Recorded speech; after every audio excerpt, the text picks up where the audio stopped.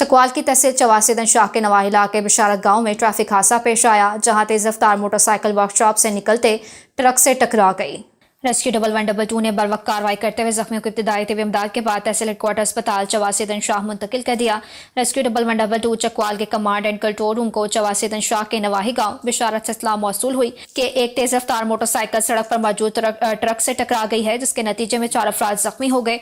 इत्तला मिलते ही रेस्क्यू 112 ने फौरी तौर पर करीबी स्टेशन से एम्बुलेंस रवाना की और रेस्क्यू टीम ने जाए हादसा पर पहुंचकर फौरी सीन असेसमेंट की। जख्मियों को इब्तिदाई तिब्बी इमदाद फराहम की गई, जिसके बाद तमाम जख्मियों को मजीद इलाज के लिए तहसील हेडक्वार्टर अस्पताल चवासीदन शाह मुंतकिल किया गया। इब्तिदाई मालूमात के मुताबिक हादसा उस वक्त पेश आया जब एक ट्रक करीबी वर्कशॉप से सड़क पर निकल रहा था, जबकि दूसरी जानिब से एक तेज रफ्तार मोटरसाइकिल आ रही थी। अचानक सामने ट्रक आने के बायस मोटरसाइकिल सवार बर वक्त काबू ना पा सका और ट्रक से जा टकराया।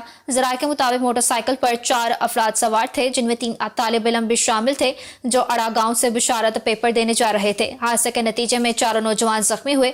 जख्मियों को अस्पताल मुंतकिल कर दिया गया।